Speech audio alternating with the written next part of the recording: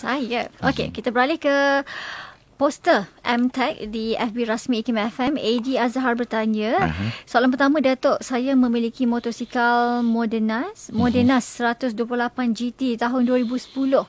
Ketika laju dan nak turunkan kelajuan, lepaskan minyak tanpa tekan brek, motosikal rasa dihenjut-henjut. Apa sebabnya?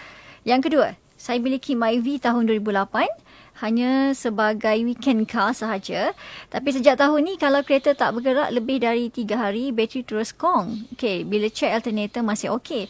Setahun sampai 3 kali tukar bateri sebab terlupa nak gerakkan di tengah-tengah hari bekerja. Jadi apa sebabnya?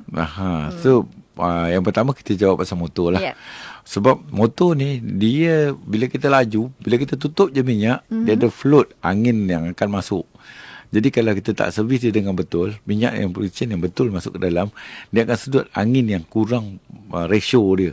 Jadi angin dengan ratio tu untuk bahan bakar mesti seimbang.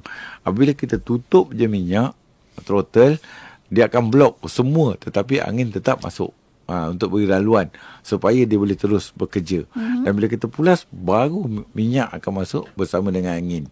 Jadi throttle body itu adalah paling penting, iaitu carburetor kepada motosikal yang berusia hampir 10 tahun itu, di mana dia kena balik semula ke workshop, service center untuk servis balik, untuk tune, untuk dia panggilkan set timing untuk motosikal, supaya airflow meter yang ada dengan carburetor yang ada pada motosikal dengan air filter tu dapat dicek sama ada elemen ataupun span.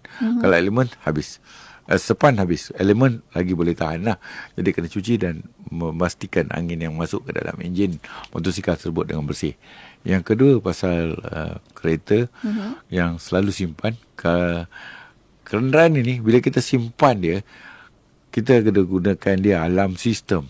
Kita jam masih bergerak. Ada peralatan-peralatan yang lain yang ada di dalam kenderaan itu, dia terus gunakan kuasa bateri. Dan bateri ini dia keluar lebih lagi pada masuk. Masuk tu maksudnya return charge. Apabila kita gunakan dia, kita gunakan dalam weekend kah, kita bergerak 50 km. Sedangkan tidak cukup untuk dia nak bekerja dalam tempoh seminggu.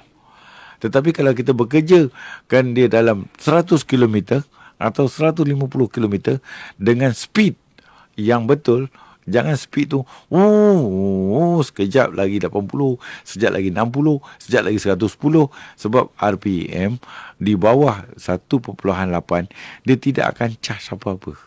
Alternator akan bergerak secara kosong. Itu adalah untuk memberikan alternator bergerak supply current kepada yang user, iaitu dia hantarkan kepada aircon, hantar kepada ni. Dia tidak return charge sepenuhnya. Jadi dia masih gunakan lagi untuk bateri. Jadi kalau kita kurang bergerak, kita kena jauh perjalanan tu baru dia dapat return charge yang balance untuk kita simpan seminggu current tu. Kalau contoh kita return charge 5, kita simpan 10 hari. Dalam 5 hari, 6 hari dia mati lah. Jadi kita kena chargekan dia 10 untuk kita simpan 5 hari. Jadi ada ekstra 2 hari. Itu yang betul. Kita beralih dari poster di FB IKIM FM, beralih kita ada WhatsApp kita. Ashraf bertanya ni, Datuk. Datuk, boleh bagi tahu bagaimana nak jimatkan lagi minyak? Saya pandu Azia model 2018 manual transmission. Kalau manual transmission ni memanglah dah memang jimat dah. Memang semuanya kalau ketika traffic light pun memang dia berada di end. Kalau dia ada di gear, kaki tekan clutch juga. Tu memang dia ada end, tapi kakilah penat. Jadi memang dia berbeza penggunaan bahan bakar antara manual, auto manual, CVT memang berbeza. Tetapi cara pemanduan itu yang betul. Cara kita drag atau cara kita tekan accelerator pedal, itu yang penting. Jadi kalau distance kita daripada 10 atau 100 km, 1.3, 1.5, 1.8, 2,000, 2.5, 2,000. Semuanya berbeza dengan penggunaan bahan bakar. Nanti kalau kita tengok kan, dengan 150 km tu, penggunaan cc kenderaan 2,000 cc lah yang paling baik untuk paling jimat untuk sampai ke 150 km. Berbanding dengan kereta kecil. Okey, sama ni. Tetapi